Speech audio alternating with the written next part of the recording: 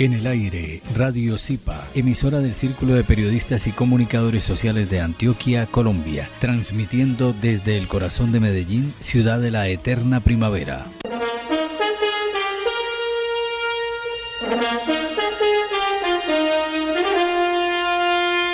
Pertenecemos a la plataforma de comunicaciones de la Comuna 10, La Candelaria. Y a la Mesa de Medios de Medellín.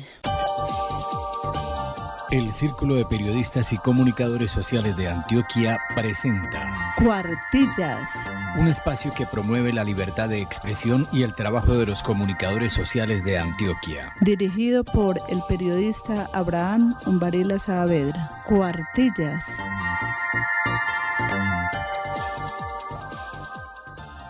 Señoras y señores, desde los estudios de Radio Zipa Estéreo en Medellín, Colombia, Suramérica, les acompañamos con muchísimo gusto. Soy la Isabel Carvajal Almario y Abraham Umbarila Saavedra en la emisión número 544 de Cuartillas Radio. Les invitamos a escuchar nuestra primera sección.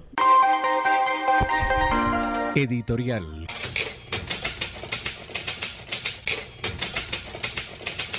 El editorial con el doctor Asael Carvajal Martínez, presidente del Zipa. Como siempre, cordial saludo para los oyentes fieles y para los nuevos oyentes de Cuartillas, el programa institucional del Círculo de Periodistas y Comunicadores Sociales de Antioquia Zipa, que se transmite por Radio Zipa Estéreo y por el sistema de la emisora cultural Universidad de Antioquia, que cubre a varios municipios del departamento de Antioquia y que en el 2023 cumplirá sus 90 años de actividad profesional. Con inmensa alegría anunciamos que nos aproximamos a la entrega de los 33º premios a la excelencia periodística, cuya ceremonia será el martes 8 de agosto a las 3:30 de la tarde y será un acto especial en el auditorio del Instituto para el Desarrollo de Antioquia IDEA. Recordamos que la fecha cierre para la recepción de los trabajos fue hasta el pasado viernes 7 de julio. Los resultados fueron los siguientes según las categorías y el número de trabajos presentados, con la precisión de que las categorías con menos de 2 trabajos se declaran desiertas. Estos son los resultados. En periodismo cultural, 10 postulaciones. En periodismo deportivo, 5 postulaciones. En periodismo ecológico, 4 postulaciones. En periodismo político, 4 postulaciones. En periodismo investigativo, 4 postulaciones. En reporterismo gráfico, 1 postulación. En periodismo escritor, 3 postulaciones. En categoría de una vida, 2 postulaciones. En periodismo universitario, 10 postulaciones. En equidad de género, 5 postulaciones. En periodismo comunitario, 2 postulaciones. En periodismo turístico, 1 postulación. Los jurados designados, que son los pares académicos, es decir, son los colegas para distinguir a los colegas, ya están nombrados. Y precisamente el martes 11 de julio se reunieron en la sede del Zipa con el fin de recibir los agradecimientos por haber aceptado tan importante misión, conversar en torno a los criterios que se deben aplicar para la escogencia de los profesionales reconocidos y exaltados, como son, por ejemplo, la originalidad, la calidad profesional, la calidad investigativa, la claridad expositiva y la claridad técnica. Es importante recordar que será la Junta Directiva del Zipa la competente para entregar las categorías especiales que son las correspondientes a una vida, al periodista escritor, al periodismo económico Humberto López López y ética periodística Julián Pérez Mena. Muchas gracias por la sintonía y los esperamos la próxima semana y que estén muy bien. Estás escuchando Cuartillas Radio. Yo soy periodista. Estoy con la comunidad. Todos los días. A toda hora. En todas partes. En las tragedias. Y en las celebraciones. Con quienes gozan. Y con quienes sufren. Soy periodista. Siempre estoy con la comunidad. Mi comunidad. Cuenta conmigo. Federación Colombiana de Periodistas, FECOLPER. Periodista invitado. El invitado en el día de hoy a Cuartillas Radio es Alexander Hernández Marín.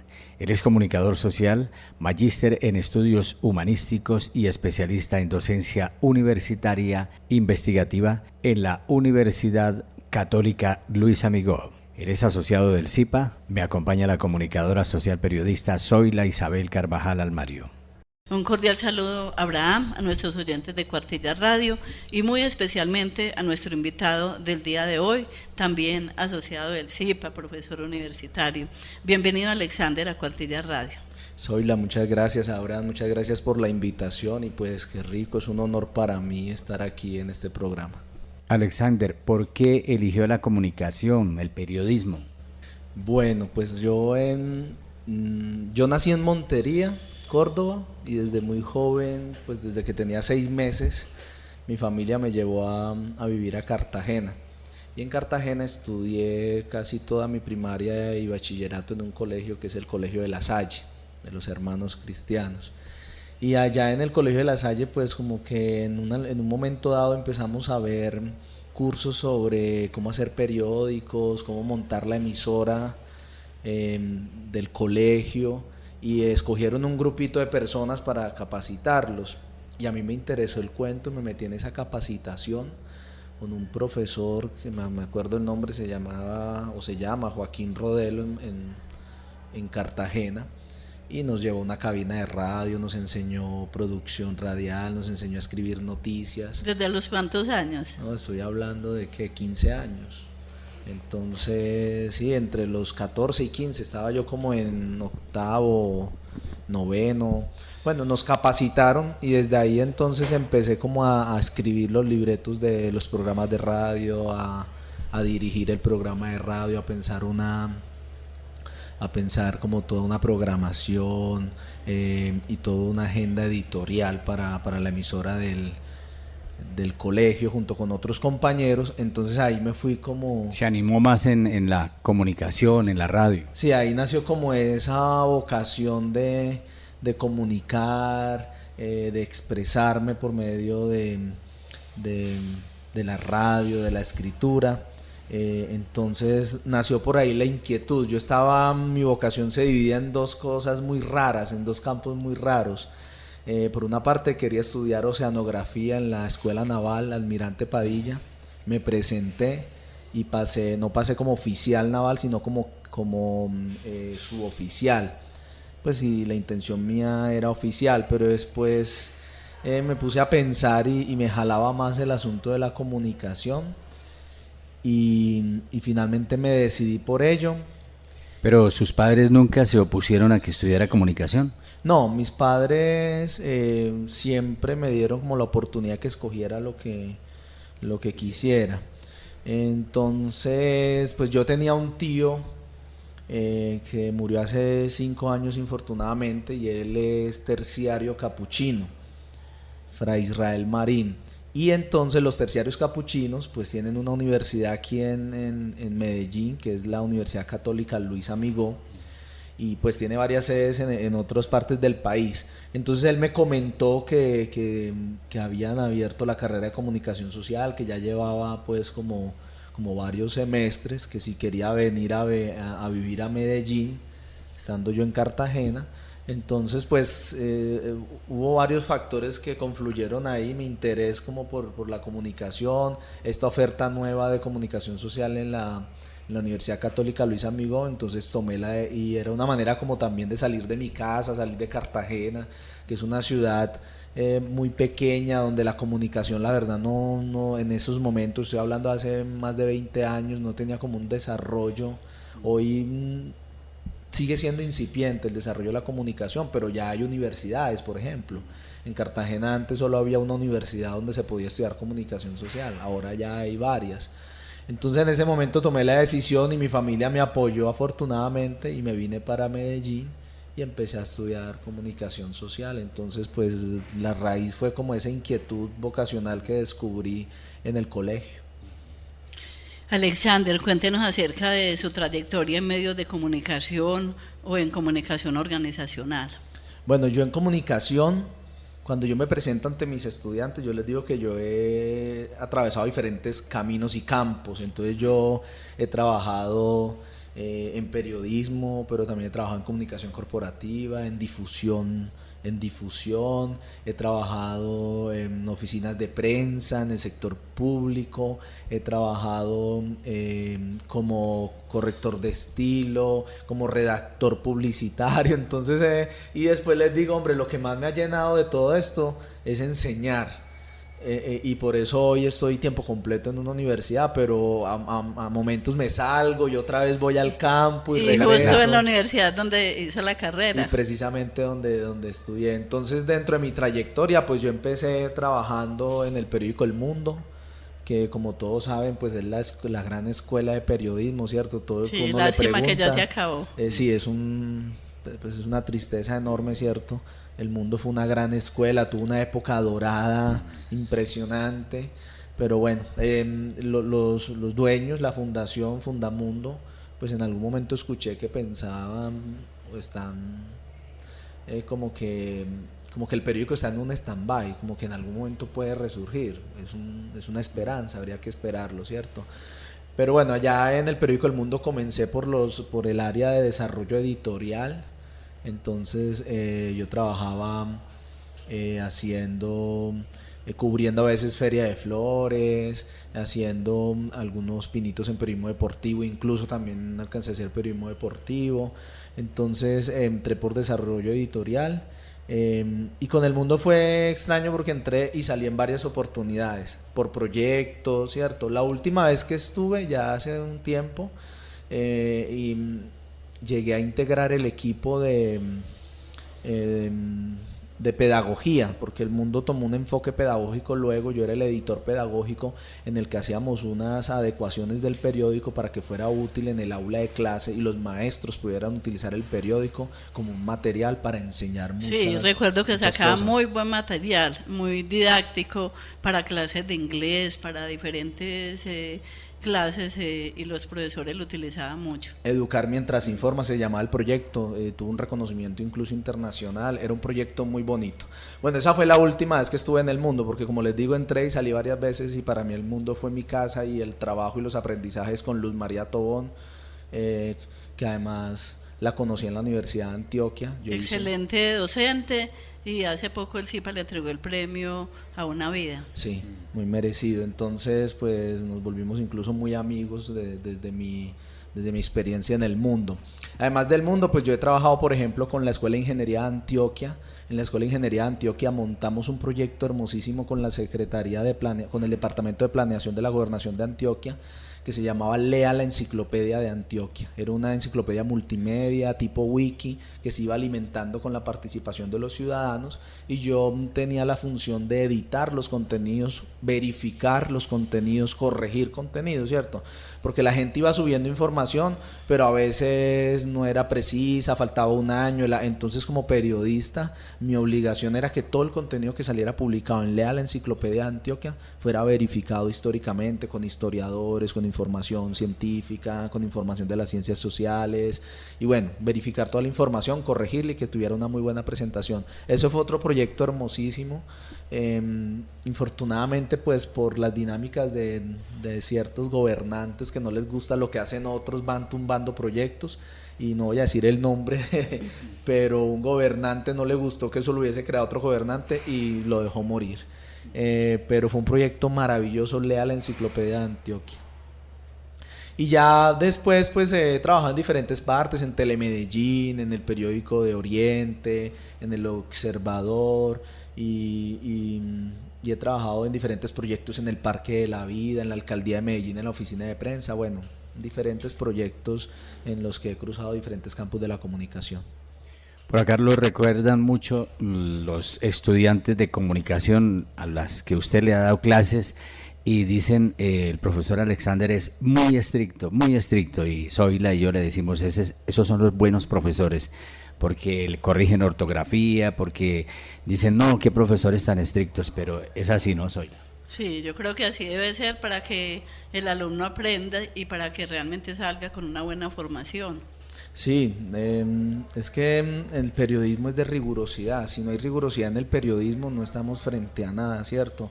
Y por ejemplo, hoy el periodismo adolece mucho de la rigurosidad, demasiado. Por ejemplo, en redacción y ortografía encuentro uno muchos errores, sobre todo ahora que hay tanta publicación en redes sociales y de mucha gente que lo hace de una forma desprevenida. Sí, y muy espontánea, y se están enfocando mucho en el contenido audiovisual y oral, que es muy bueno, ¿cierto? Pero no podemos descuidar la escritura y hay que trabajar mucho en eso, demasiado. Alexander, ¿qué retos tienen los periodistas y comunicadores hoy en día?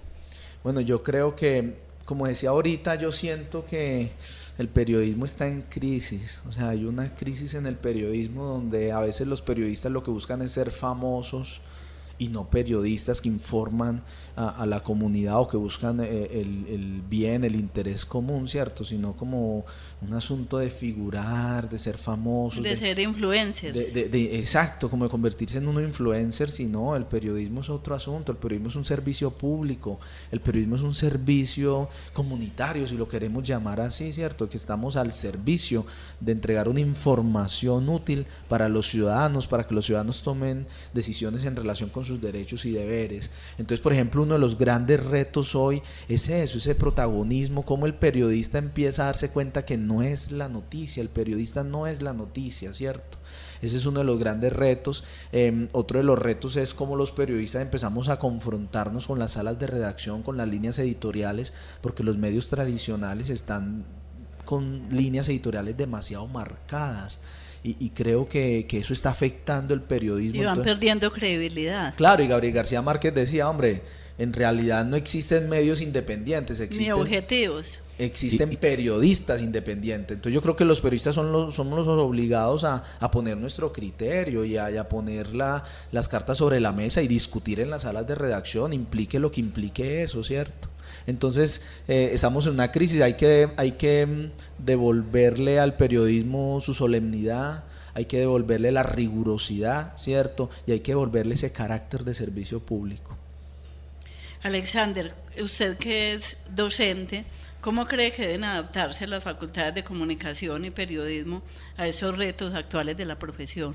Uy, hay un montón de retos y yo mismo como docente que no soy tan mayor, me estoy como en la mitad de entre joven y mayor y ya me siento un poco rezagado, ¿cierto? Entonces, por ejemplo, yo me he puesto a estudiar, a investigar un poco esto de la inteligencia artificial, la producción de textos por inteligencia artificial, cómo pueden ser más una herramienta y no competir con ella, ¿cierto? Hay retos, por ejemplo, este reto es de toda la vida y es como enseñarle a los muchachos a narrar, ¿cierto? Hoy está muy de moda el storytelling para vender productos, para estar en redes, pero no, es cómo narrar en periodismo de manera adecuada y que no sea simplemente palabras bonitas, sino narrar con sentido periodístico. Entonces ese es un factor que yo creo que hay que seguir fortaleciendo.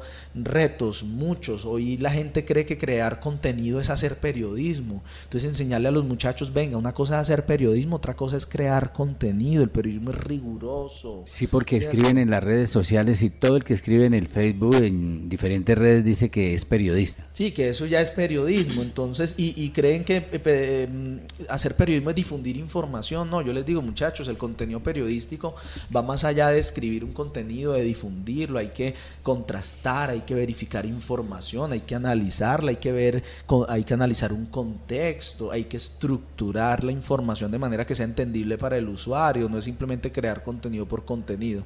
Entonces, y obviamente esto de la viralidad, ¿cierto? Entonces, todo lo que tiene que ver con inteligencia artificial, con nuevas maneras de contar, con las redes sociales, con cómo configurar contenidos periodísticos y diferenciarlos de contenidos que no son periodísticos, son grandes retos que tiene hoy la comunicación y sobre todo la circulación y análisis de las noticias falsas también en redes sociales. Entonces son muchos los retos. Sí, eso antiguamente no se veía que uno hablar de fake news.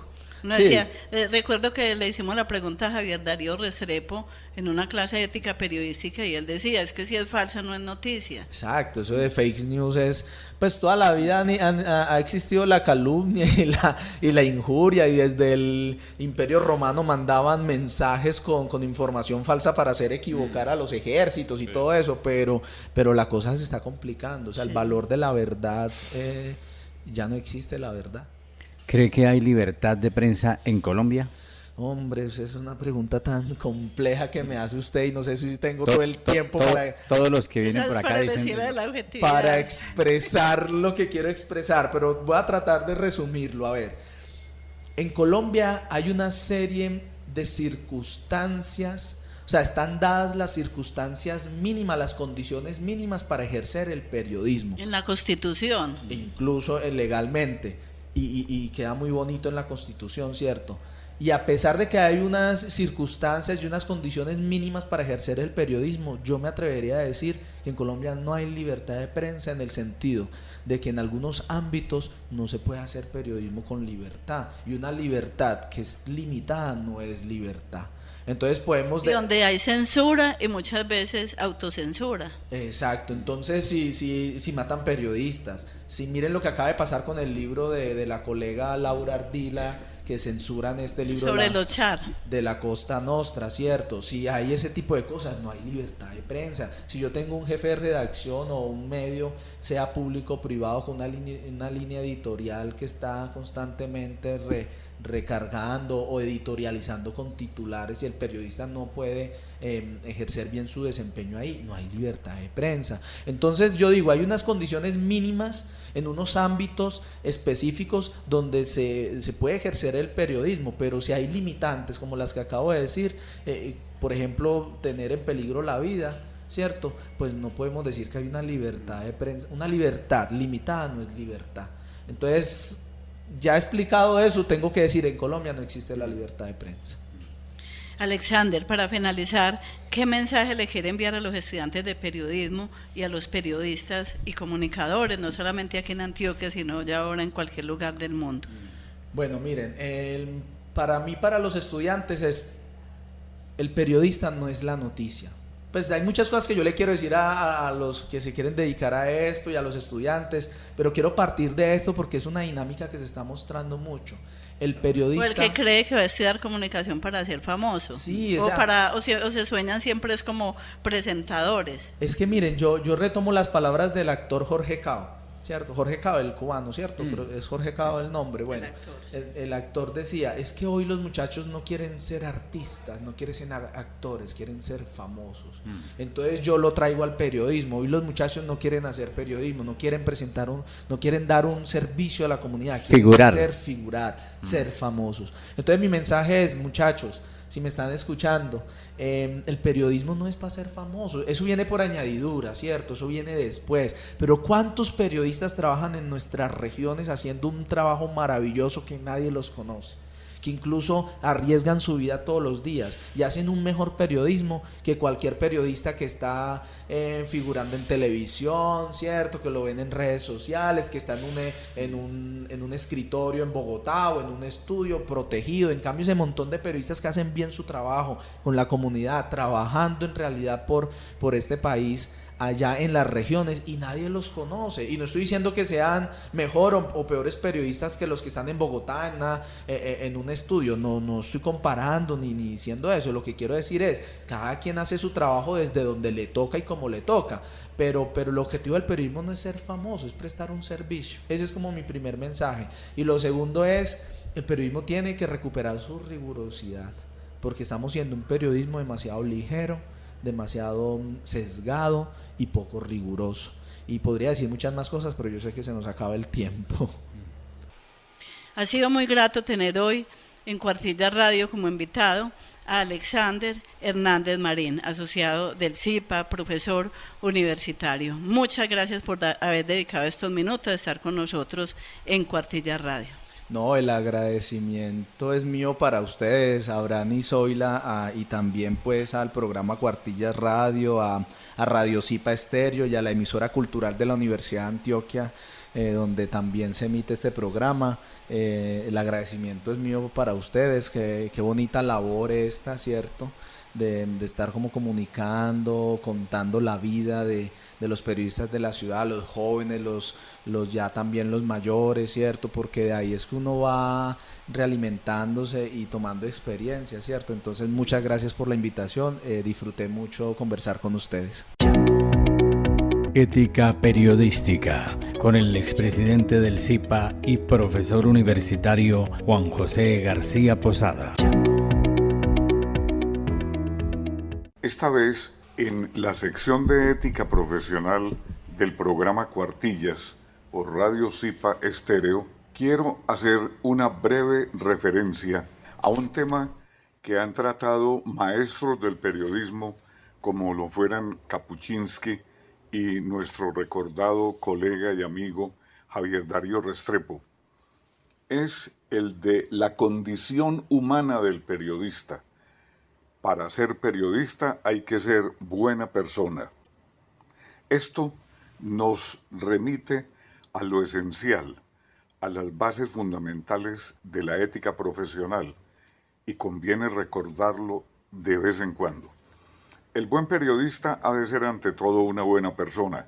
Es la primera premisa que plantea Javier Darío Restrepo cuando habla de las 10 condiciones o cualidades del periodista. El buen periodista ha de estar orgulloso de su profesión.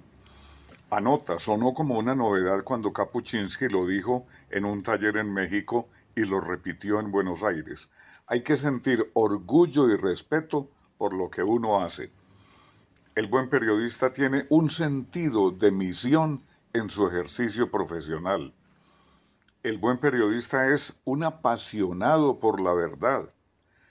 El buen periodista es autocrítico, muchas veces mejor que crítico de los demás, de sus propios colegas, debe serlo de sí mismo. El buen periodista elabora conocimiento y lo comparte. El buen periodista hace periodismo con un objetivo. Ya lo decíamos en la oportunidad anterior, cómo la libertad comporta responsabilidad, y esa responsabilidad incluye trabajar con objetivos, con un buen objetivo. El buen periodista tiene el sentido del otro. El buen periodista es independiente. Y la 10ª condición, el buen periodista mantiene intacta su capacidad de asombro, de indagador, de pesquisador, de investigador, para ir hasta la profundidad posible de los hechos. Recuerdo que a la entrada de las oficinas de la Facultad de Comunicación Social de la Universidad de Antioquia estaba grabado el credo del periodista de Walter Williams, donde decía, recordemos, nadie puede o nadie debe decir como periodista lo que no sea capaz de sostener como caballero, o como persona honorable. Ahí está la base de esas condiciones del buen periodista. Notas al aire en Cuartilla Radio. Videoclub Antioquia para verte mejor. Actividad que permite ver y reconocer al departamento de Antioquia desde la promoción del audiovisual como forma de registro y expresión cultural del ser individual y colectivo. Es una manera diferente de narrar a las comunidades. El miércoles 19 de julio a las 4 p.m. en la Biblioteca Pública y el Parque Cultural Débora Arango. El contacto es 604-339-4000, extensión 4811-4812. Las categorías son Antioquia para verte mejor, arte y cultura, bibliotecas con Fenalco, educación, ocio y entretenimiento. Te esperamos. Notas al aire en Cuartilla Radio. El Gao se viste de feria. Telemedellín le da la bienvenida a la Feria de las Flores. Por eso tiene preparado un evento lleno de emoción para vivir desde el Parque Gao las tradiciones silleteras. Gao se viste de feria será un encuentro cultural que durante 2 días contará con una programación gratuita para toda la ciudadanía.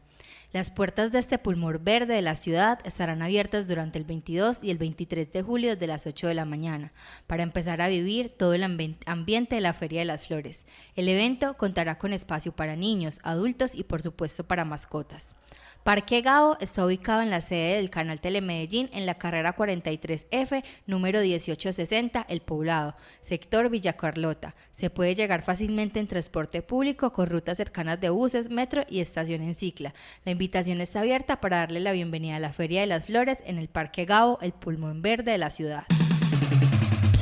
La Comunidad Internacional de Pediatría señaló recientemente su preocupación por el incremento de niños menores de 5 años frente a las pantallas de televisión, tabletas y celulares sin ninguna compañía que regule los contenidos y el tiempo de permanencia frente a las pantallas, alterando el desarrollo natural del cerebro en los menores. ABC, un medio español, reseñó una investigación de las sociedades académicas pediátricas al realizar en el año 2017 una muestra sobre 900 niños, el cual constató que de cada 10 niños entre los 6 meses y 2 años pasaban 28 minutos al día frente a las pantallas. De este estudio se concluyó por cada incremento de 30 minutos de tiempo frente a la pantalla móvil, en un promedio al día, equivale a un 49% de riesgo de sufrir retraso en el lenguaje y su desarrollo. Y si a esto se le añade que si se le colocan pantallas en la etapa lactante, se podrían generar problemas de irritabilidad, ansiedad y más adelante problemas oculares. Las sociedades académicas pediátricas afirman que el desarrollo del lenguaje se da gracias a la interacción del niño con su entorno. El 85% de desarrollo neuronal en los niños, tanto en la comunicación como en el bienestar social, se produce en los 3 primeros años de vida. Los menores deben experimentar un entorno multisensorial que no serían capaces de percibir con la tecnología. La comunidad internacional pediátrica coinciden en que es urgente educar y concientizar a los padres de familia frente a la exposición obsesiva de bebés, niños y adolescentes frente a estos medios de comunicación. Los pediatras recomiendan que los niños menores de 5 años deben pasar más tiempo en los juegos activos y en momentos de inactividad se recomienda leerles cuentos, pero lejos de las pantallas y la tecnología. Bien amigos, así llegamos por hoy al final de Cuartillas Radio.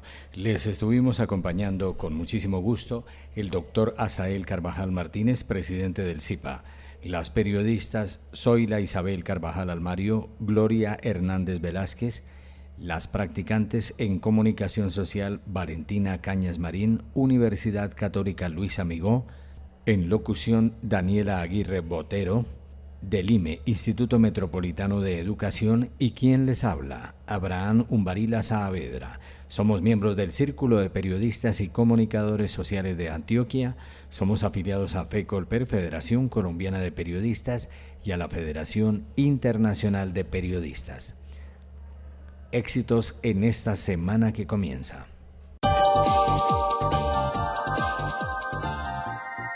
Aquí finaliza Cuartillas, el programa institucional del Círculo de Periodistas y Comunicadores Sociales de Antioquia. Cuartillas. Los esperamos en un próximo programa.